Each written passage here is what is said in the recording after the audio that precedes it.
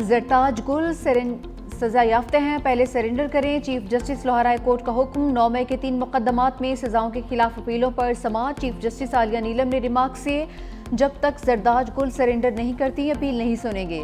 जरताज गुल पहले सरेंडर करें फिर अदालत से रजू करें।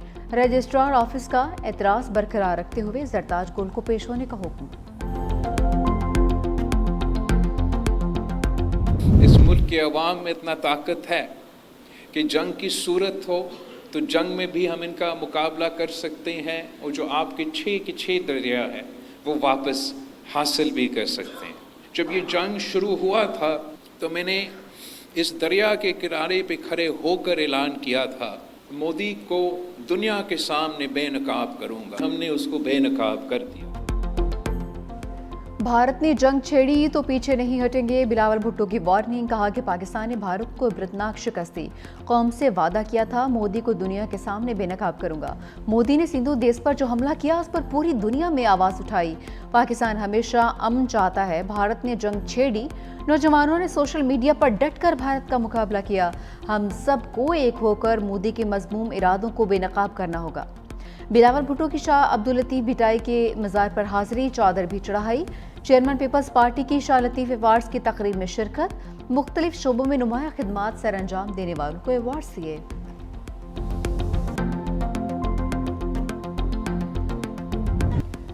ओपोजिशन के एहतजाज पर Modi in trouble. Opposition leader Rahul Gandhi और बहन प्रियंका गांधी को गिरफ्तार करवा दिया।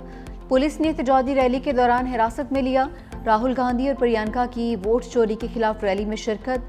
राहुल गांधी ने कहा कि मोदी सरकार सच की आवाज दबाने की कोशिश कर रही है। मोदी सरकार अपने खिलाफ उठने वाली आवाज को दबाने के लिए ताकत इस्तेमाल कर रही है। ये लड़ाई सियासी नहीं बल्कि जमहूरियत और आइन को बचाने की लड़ाई है। पुलिस ने दोनों को चंद घंटे हिरासत में रखने के बाद रिहा कर दिया।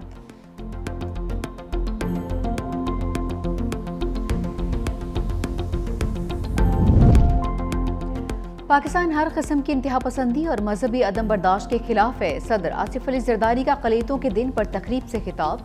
कहा पाकिस्तान के हर शहरी को बराबरी और बाहमी एहतराम का हक हासिल है। अक़लियतों की हुब्बुल वतनी और खिदमत पूरी कौम के लिए बाइस फ़ख्र है।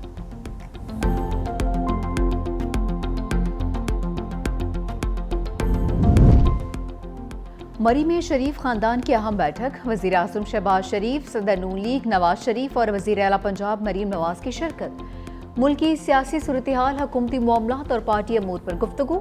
ज़राए के मुताबिक वज़ीर आज़म ने पार्टी कायद को बिलावल भुट्टो से मुलाकात बारे आगाह किया। नवाज शरीफ के अहम फैसलों में मुख्तलिफ सियासी क़यादत से हुकूमती और सियासी सतह पर राबते बढ़ाने और उन्हें ऑन बोर्ड लेने की हिदायत। गिलगित में मट्टी का तौदा क़यामत बनकर टूट पड़ा। दिनोर नियाला में मट्टी का तौदा गिरने से 8 रज़ाकार जाँ बहक, 7 जख्मी हो गए। रज़ाकार पानी की बहाली के लिए काम कर रहे थे। जाँ बहक होने वालों की इज्तिमाई नमाज जनाज़ा अदा। मकामी अफराद का साने के खिलाफ धरना, हुकूमत के खिलाफ नारेबाजी। इंतजामिया के मुताबिक शिशपर ग्लेशियर पिघलने से नाले के बहाव में इजाफा हुआ, फिर सैलाब आया। दरियाए सतलुज और मुलहका नदी नालों में सैलाब का अलर्ट। आइंदा घंटे में 72 की जानिब से पानी छोड़े जाने का इम्कान है।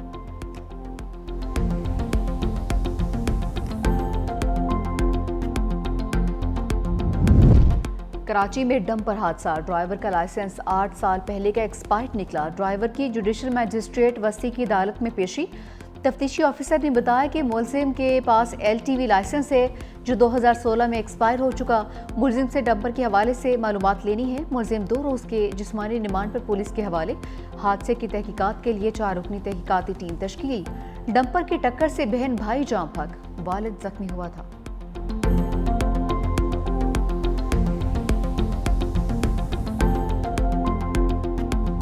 दहशतगर्द सोच के लोग मुख्तलिफ 7 डंपरों को आग लगा देते हैं। हमने उनको डेडलाइन दी कि 25 तारीख के बाद सिर्फ वो डंपर शहर में आएंगे जिसमें ट्रैक्टर्स लगे होंगे, जिनके ड्राइविंग लाइसेंस फुली चेक्ड होंगे। तो गवर्नमेंट का काम है, वो अब काम कर रहे हैं। लेकिन आप बैठ के यहाँ पे सिर्फ आग में तीली के फलाने ने ये कहा, फलाने ने ये कहा, ये क्या मैसेज दे रहे हैं आप? शहर का अमन आपको रास नहीं आ रहा है? जानबूझकर इस तरह की साजिशें की जा रही है। गवर्नमेंट किसी प्रेशर में नहीं आएगी। हुकूमत प्रेशर में आएगी ना बदमाशी करने देंगे। सीनियर वजीर सिंध शर्जील मेमन का 2 टोक ऐलान। कहा कि डंपर्स जलाने वालों के खिलाफ दहशतगर्दी का मुकदमा चलाएंगे। दहशतगर्द जहन, सोच और तरबियत के लोगों ने डंपर्स को आग लगाई। तमाम डंपर्स को कैमरे लगाने का पाबंद किया है। SOPs पर अमल नहीं करेंगे तो डंपर शहर में दाखिल नहीं होंगे। शजील मेमन की तकरीर के दौरान अपोजिशन अरकान की हंगामा आराई। शजील मेमन ने कहा कि इल्जाम तराशी पर जवाब देना मेरा हक है, हम अपना काम करेंगे, किसी की धमकियों और दबाव में नहीं आएंगे।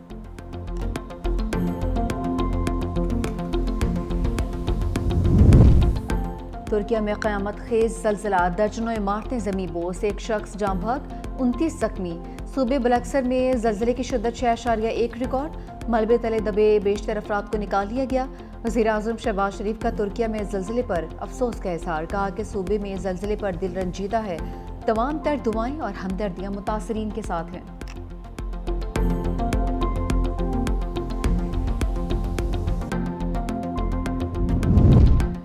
शुगर माफिया गलत अदादोशुमार देकर बच निकला, कंपटीशन कमीशन भी बेबस, हुकूमत भी बेबस, अवाम लुटने पर मजबूर। वफाकी वज़ीर ख़जाना मोहम्मद औरंगज़ेब को मुल्क में चीनी के मसाइल पर briefing. Chairman competition commission doctor Kabir Sidhu ने शुगर कार्टेल की वारदात बेनकाब कर दी, कहा दस्तयाब स्टॉक और प्रोडक्शन के बारे में गलत डेटा फराहम किया गया।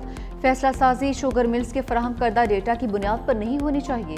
फैसला साजी के लिए आज़ादाना और शफाफ डेटा हासिल किया जाए। ये सादा सी बात कई साल अवाम के लुटने के बाद फैसला साजों की समझ में आई है।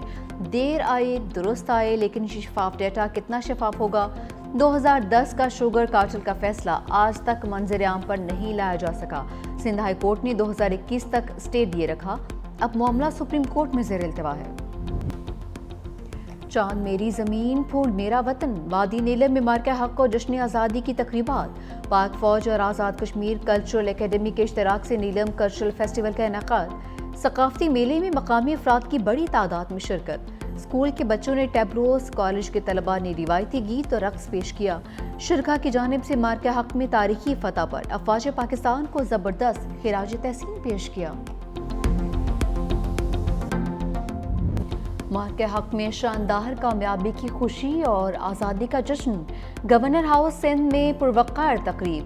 गुलकार आतिफ असलम की शानदार परफॉर्मेंस, शिरका झूम उठे। शहरियों की बड़ी तादाद सब सैलाली परचम थामे गवर्नर हाउस पहुंचे।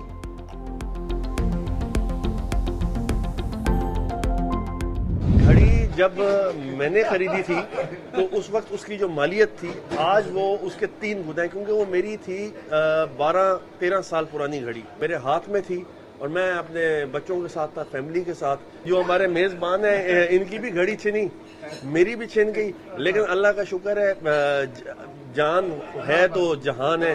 ये चीज़ें तो आने जाने की होती हैं। महंगी घड़ी मुश्किल की घड़ी बन गई। यूसुफ रजा गिलानी की बेटी की बेशकीमत घड़ी बार्सिलोना में चोर ने छीन ली।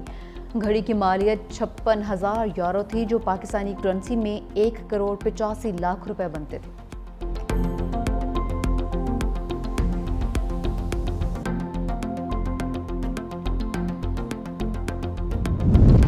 फ़ज़ाई आलूदगी के खात्मे के लिए इनकलाबी कदम। हुकूमत पंजाब ने स्मोक पर काबू पाने के लिए जदीद टेक्नोलॉजी का सहारा ले लिया। 15 एंटी स्मोक गन्स लाहौर पहुंच गईं, सड़कों और सनती इलाकों में इस्तेमाल की जाएंगी।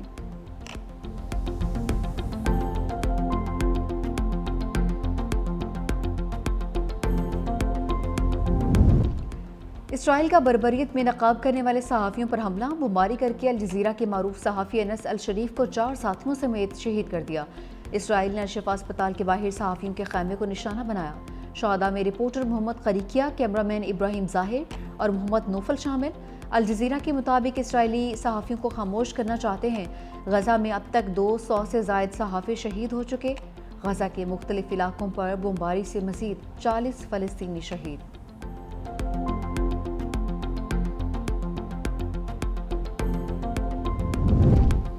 ऑस्ट्रेलिया का फ़लस्तीन को बाज़ाब्ता तस्लीम करने का ऐलान। वज़ीर-ए-आज़म एंथोनी अल्बानीज़ कहते हैं जनरल असम्बली में फ़लस्तीनी रियासत को तस्लीम करेंगे। यह कदम 2 रियासी हल की राह में एक अहम पेशरफ्त है। न्यूजीलैंड ने भी फ़लस्तीन को तस्लीम करने पर गौर शुरू कर दिया।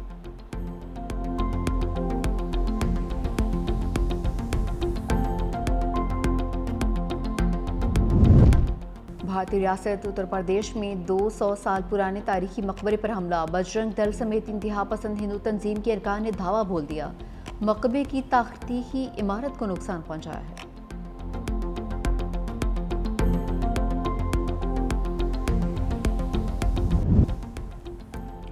ऑस्ट्रेलिया में पाकिस्तानी नायाब सियासतदान बिस्मा आसिफ ने दिल जीत लिए। क्वींसलैंड पार्लियामेंट में पहली तकरीर के दौरान 3 ज़बानें बोली, उर्दू, पंजाबी और हिंदी में तकरीर करके सबको दंग कर दिया।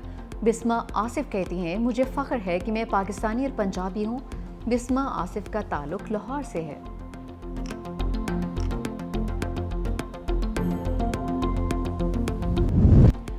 वेस्टइंडीज़ ने हिसाब बराबर कर दिया। पाकिस्तान को दूसरे वनडे में शिकस्त। बारिश से मुतासरा मैच में कौमी टीम ने पहले खेलते हुए 35 ओवर्स में 7 विकेटों के नुकसान पर सिर्फ 171 रन बनाए।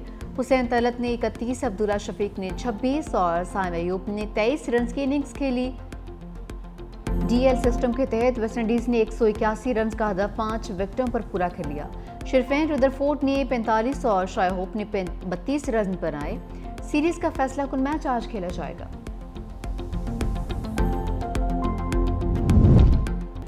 मैनचेस्टर केस में अहम पेशरफ्त। क्रिकेटर हैदर अली और खातून के दरमियान सेटलमेंट का इम्कान है। पाकिस्तानी नायाब खातून से जल्द मामला तय होने के बाद क्रिकेटर की वतन वापसी की राह हमवार हो जाएगी। ज़राए के मुताबिक हैदर अली और खातून की दोस्ती पुरानी थी। अगर ये केस खत्म होता है तो हैदर अली को पीसीबी की इंज़बाती कार्रवाई का सामना करना पड़ सकता है।